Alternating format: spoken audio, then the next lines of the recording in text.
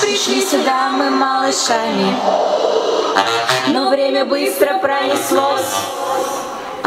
Играли, пели, танцевали, да и учиться нам пришлось. Мы все певцы, актеры и танцоры, у нас позитивный заряд.